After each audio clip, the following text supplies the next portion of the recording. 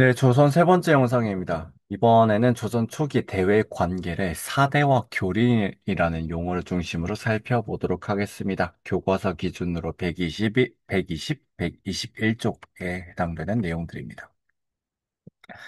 조선 초기의 대외 관계나 이제 대외 인식들을 잘 보여주는 지도들이 있는데 그 가운데 1402년 태종 때 이회 등이 만든 세계 지도가 있습니다. 바로 혼일강리 역대국도 지도라고 얘기를 하는 이 지도인데요.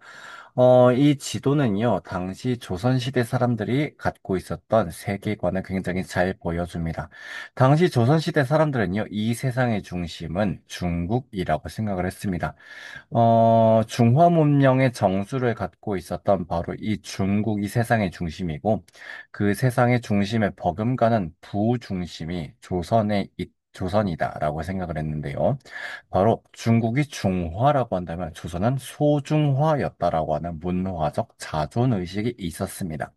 이것을 굉장히 잘 보여주는 지도가 바로 이 지도인데요. 이 지도에 보면 중국이 굉장히 크게 그려져 있습니다. 그죠? 근데 그 오른쪽에 보면 조선의 땅이 우리가 실제 알고 있는 면적보다 굉장히 크게 그려져 있습니다. 왼쪽과 오른쪽 지도는요, 판본이 좀 다른 건데요. 왼쪽 지도가 먼저 그려지고, 오른쪽 지도가 나중에 그려지게 됩니다. 어떤 내용이 변화되었는지를 보면, 일본의 위치나 모양이 조금 더 정교해졌습니다. 왼쪽의 지도가 조선에서 처음에 만들어졌었던 지도로 추정이 되는데요. 일본의 위치가 비교적 정확하지 않은 걸로 보아서 일본에 대해서 문화적으로 조선이 좀 우월감을 갖고 있었다라는 부분들도 조금 추정해 볼 수가 있습니다. 뿐만이 아니라 중국 서쪽에 보면 유럽도 있고 아프리카도 있고 아라비아, 인도까지 다 묘사가 되어 있습니다. 물론 여러분들이 알고 있는 그런 땅 모양은 아니긴 하지만요. 이런 것들로 비추어 보아서 당시 그러니까 앞으로 유라시아라고 하는 이 대륙에 대한 지리 정보가 대체로 있었다는 걸 우리가 추정해 볼 수가 있는데요. 바로 몽골 제국이 세계 제국을 건설했고, 이 몽골 제국의 지배 아래에서 모아진 지리 정보들이 그 당시 우리나라에도 들어와 있었다라는 걸 추정해 볼 수가 있습니다. 그런 지리 정보들을 전부 다 집대성했다는 것이죠. 그래서 혼일강리 역대국도 지도를 이제 지으면서 쓴 이 아래쪽에 있는 발문을 보면 성교 광피도와 혼일강리도라고 하는 이 두 개의 지도를 합쳐서 지도를 만들었다라고 묘사를 하고 있는데 그런 자세한 지리 정보가 모두 담겨 있습니다.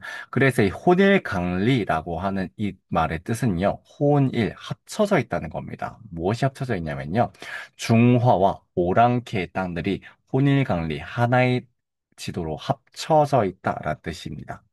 자, 뿐만이 아니라 이 지도에 표시된 나라들의 특히 중국에 해당이 되는데요. 이 중국의 역대 왕조들의 수도, 즉 역대 국도가 모두 표시된 지도다라는 의미에서 이 지도의 제목을 혼일강리 역대 국도 지도다라고 짓고 있습니다. 자, 한마디로 조선시대 사람들은 이 세상의 중심은 중국, 조선은 부중심. 그 외에는 전부 다 오랑캐라고 생각하고 있었다라는 걸 알 수가 있습니다. 그래서 중국을 섬기고 있었던 나라임을 알 수가 있는데 중국은 큰 나라예요. 그래서 4대라고 부르게 됩니다. 그 이외의 나라, 오랑캐들과는 대체로 대등한 외교 관계를 맺었는데 이것을 이웃나라와 가깝게 지낸다. 교린이라고 부르게 됩니다. 그럼 이 지도들을 중심으로 해서 이 지도를 중심으로 여진, 일본, 류큐를 비롯한 이 주변 나라들과 어떻게 지냈는지 살펴보겠습니다. 먼저 명과의 관계입니다. 명에 대해서는 사대를 하게 됩니다. 물론 처음부터 철저하게 사대를 하는 것은 아니었습니다. 이미 고려 말에 명나라가 천령 이복의 땅을 돌려달라고 시비를 털었다가 요동 정보를 추진할 뻔한 적이 있죠. 그래서 명나라와 사대 관계를 맺고는 있지만 뭐 철저하게 사대를 하는 것은 아니었습니다. 근데 이제 조선이 세워지고 난 뒤로 명나라에서 조선을 길들이려고 여러 가지 시도들을 했습니다.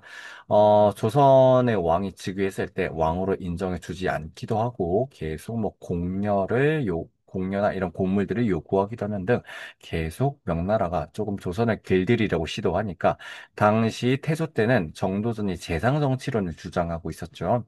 이 정도전 주도하는 아래 요동정벌이 다시 한번 추진됩니다. 그래서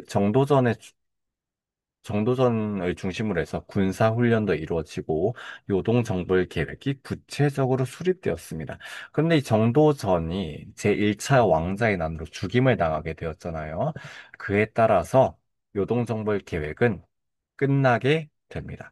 자, 이 이후부터 태종은 자신의 왕권을 안정시키고 조선의 정치를 안정시키기 위해서 뿐만이 아니라 조선의 국제적인 지위도 확립하기 위해서 명나라와의 사대 관계를 수립하게 됩니다. 그래서 명나라로부터 정식 책봉을 받고 명나라의 조공을 바치면서 책봉 조공 관계를 맺고 사대를 했다는 것이죠.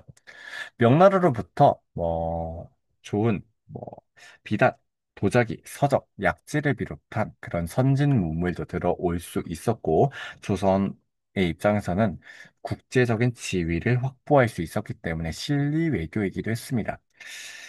물론 초반에는 금, 은, 인삼 이런 것들을 마구마구 요구를 했고 또 심지어는 공려를 잡아가는 경우도 있었는데 조선이 외교를 조금 더 추진해서 금을 캐지 않았거든요. 조선시대는 잘. 그래서 금이나 공려 이런 것들은 이후에 조공 품목에서 빠지게 됩니다. 바로 이 명나라와의 조공 외교 속에서 이 공무역이 많이 이루어졌다라는 부분들도 우리가 알 수가 있습니다.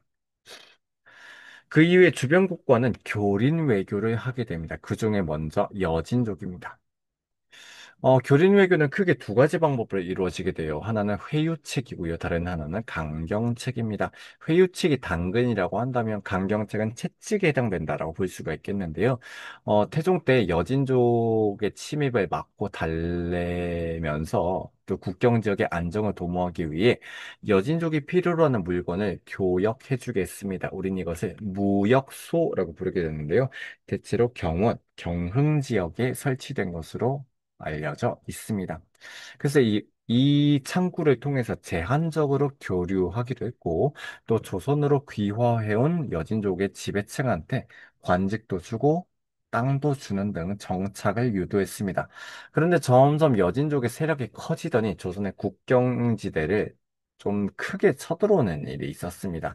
이것을 바로잡기 위해서 세종 때 최윤덕과 김종서를 보내서 4군 육진을 추진하게 되는데요. 최윤덕이 파견된 곳은 4군, 김종서가 파견된 것은 육진이었습니다. 이렇게 4군 육진에 이르는 국경선을 안정적으로 확보한 바탕 위에서 삼남지방에 살고 있었던, 즉 충청도, 전라도, 경상도로 이루어진 남부지방에 살고 있었던 백성들 가운데 좀 못 살거나 가난한 백성들, 땅이 없는 백성들을 북방 지역으로 이사를 가도록 유도합니다. 우린 이것을 3인 정책이라 부르게 되는데요. 충청도, 전라도, 경상도 백성들 중에서 땅이 없고 가난한 백성들이 북쪽으로 거주지를 옮기면 거기에 정착 지원도 해주고 땅을 주겠다라고 이렇게 국가 차원에서 후원했다는 것이죠. 그곳에 백성들이 많이 살게 되면 그 지역의 국방력이 안정적으로 확보가 될 테니까 이렇게 사군 육진을 지키기 위한 방편이었다라고 볼 수가 있습니다. 물론 최종적으로 사군을 개척한 것은 조금 실패로 돌아가긴 하는데 어쨌든 이 지역을 조선이 영유하게 됩니다. 두 번째는 일본과의 교린 관계입니다. 일본 같은 경우는 왜구가 고려 말 때부터 계속 쳐들어오고 있었고 조선 초기라고 사실 크게 다르진 않았습니다. 그래서 세종이 즉위한 직후 아직 상황 태종이 살아있을 때 이종무를 시켜서 대마도를 직접 토벌하도록 했습니다. 그래서 왜구의 소굴로 직접 쳐들어가게 되는데, 물론 이 정벌이 사실은 그렇게 성공적으로 추진되지는 못합니다. 꽤나 이제 고전하게 되는데, 그럼에도 불구하고, 음, 대마 도주로부터 이렇게 약탈을 하지 않고 또 왜구를 컨트롤하겠다라는 약속을 또 받아내게 되었다는 것이죠. 조선은 그 대신에, 어, 일본이 조선과 무역을 할 수 있는 창구를 하나 열어주게 됩니다. 여진족과의 무역 창구가 무역소였다고 한다면 일본과의 무역 창구는 세계의 항구, 즉 삼포였습니다. 바로 이 삼포를 개항함으로써 일본과 무역을 제한적으로 하였고요. 또 외관도 설치하게 됩니다. 그래서 조선 입장에서는 처음에 이 일본을 완전히 신뢰할 수는 없었기 때문에 일본에서 가져올 수 있는 배의 수, 그리고 일본인의 수, 그리고 조선으로부터 사갈 수 있는 쌀의 양, 이런 것들을 전부 다 제한했습니다. 근데 일본에서 점점 더 많은 사람이 오려고 시도하고 또 몰래 많은 양의 쌀을 반출하려고 시도하니까 조선에서 제재를 좀 강하게 했습니다. 여기에 불만을 품은 외인들이 삼포에서 반란을 일으키게 되니 우린 이 사건을 삼포외란이라고 합니다. 이 이후에 사량진 외변, 을묘 외변을 비롯한 몇 차례의 외란 외변이 일어난 끝에 1592년에는 임진왜란이 일어나게 되었죠. 자, 이게 바로 이종무가 대마도를 정벌하고 있는 모습을 그린 상상화가 되겠습니다. 그 이외 동남아시아와도 교린 관계를 맺었는데요. 대표적인 국가로 류큐를 들 수가 있습니다. 이 나라들은 대체로 각종 토산품을 가져왔고, 조선은 그 답례로 뭐 문방구, 불경, 옷감, 유교 경전 이런 것들을 주게 됩니다. 그래서 시암은 오늘날의 타이에 해당하고요. 자와는 그 당시 마자파힛 왕국이라고 하는 곳이 있었는데 인도네시아에 해당하고요. 류큐는 오늘날의 오키나와에 해당합니다. 이때는 일본에 복속되지 않고 독립된 왕국으로 있었습니다. 자, 그럼 우리 이번 영상에서는요, 조선 초기 대외 관계를 사대와 교린을 중심으로 살펴보았습니다. 우리 다음 영상에서는요, 조선 초기의 사회와 문화 부분을 좀 다뤄보도록 하겠습니다.